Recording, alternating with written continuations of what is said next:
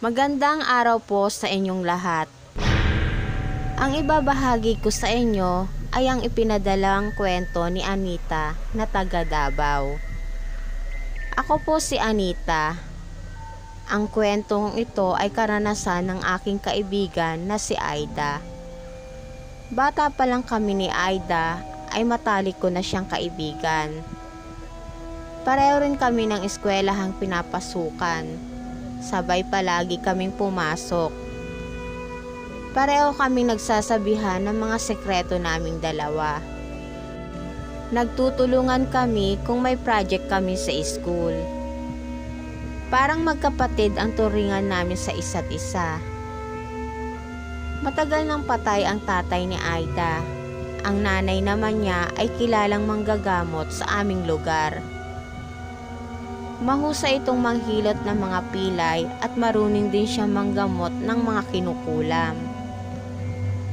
Sa panggagamot, kinukuha ng nanay ni Aida ang kanilang pagkain sa pang-araw-araw.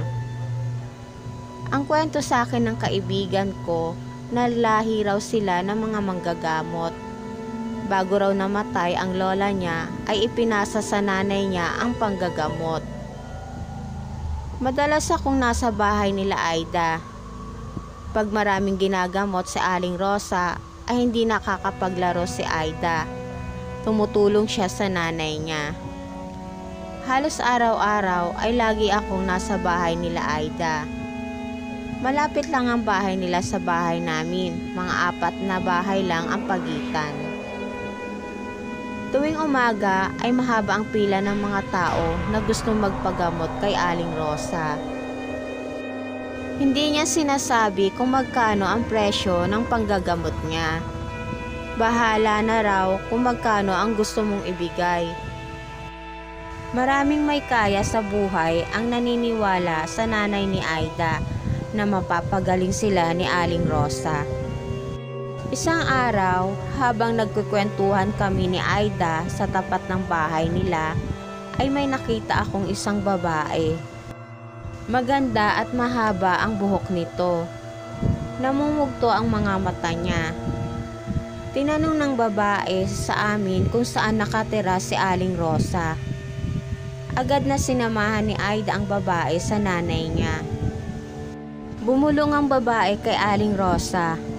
May inabot ang babae na isang larawan. Nang araw na yon ay walang dumarating na nagpapagamot. Si Aling Rosa at ang babae ay pumasok sa silid nila Aida.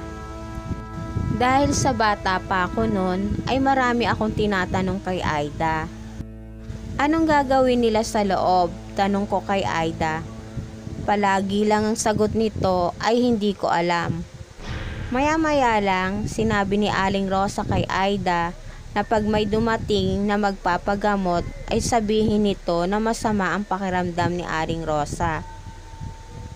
Mga ilang minuto ang nakakaraan. Muli na namang tinawag ni Aling Rosa si Aida. Inutusan niya itong bumili ng pulang kandila sa tindahan. Naiwan akong mag-isa sa sala, kaya naisip kong sumilip sa silid. Titignan ko kung anong ginagawa ni Aling Rosa at ng babae sa loob ng silid. Nakita kong nakaupo ang babae at si Aling Rosa naman ay nakatayo. Idinadasalan ang larawan na binigay ng babae. May mga binibigkas na salita si Aling Rosa na hindi mo maintindihan. Napansin ko rin na ang kulay ng damit ni Aling Rosa ay kulay itim. Nagulat ako, nasa likuran ko na pala si Aida. Galit ito na nakatingin sa akin. Sinabi niya na umuwi na ako, wag na raw akong pupunta sa kanila. Nagtaka ako sa sinabing yun ng kaibigan ko. Wala naman akong ginawang masama, na curious lang naman ako kung ano ang ginagawa ni Aling Rosa at ng babae sa loob ng silid.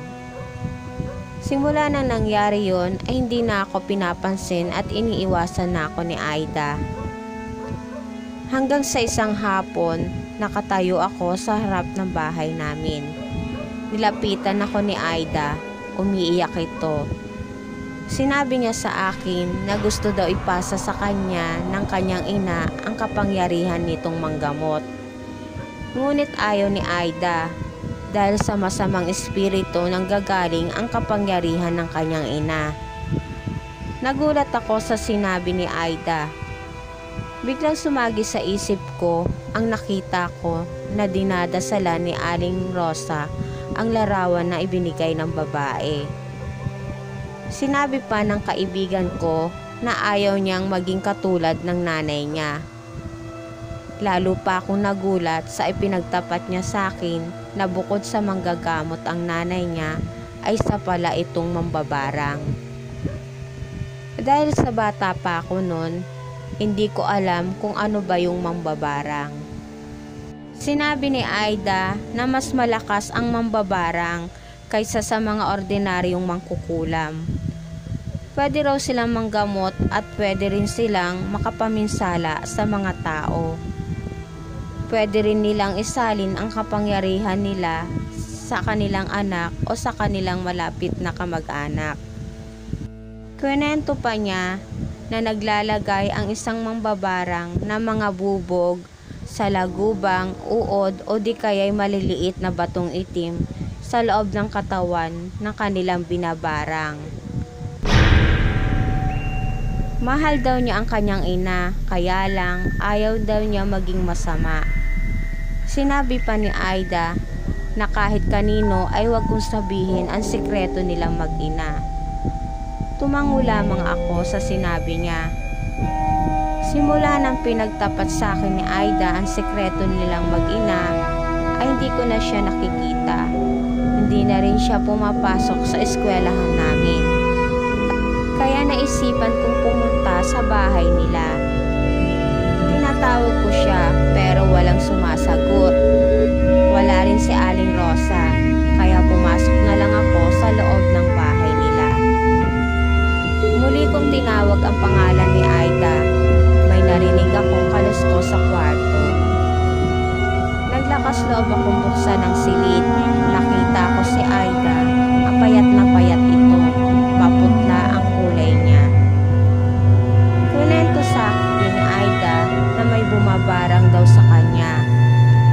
Gumanti sa kanya ang kaaway ng nanay niya na isa ring mambabarang. Maya-maya lang, nakita akong namimilipit sa sakit si Aida. Sigaw na ito ng sigaw. Hindi ko alam kung anong gagawin ko. Kahit na gusto ko siyang tulungan ay wala akong magawa, kundi tignan na lang siya. Bigla akong napasigaw nang nakita kong lumalabas ang mga uod sa iba't ibang parte ng katawan niya. Tatakbo na sana ako nang nasa likuran ko na si Aling Rosa. Sa sobrang takot ko, napasiksik ako sa isang sulok habang umiiyak. May hawak si Aling Rosa na isang manika.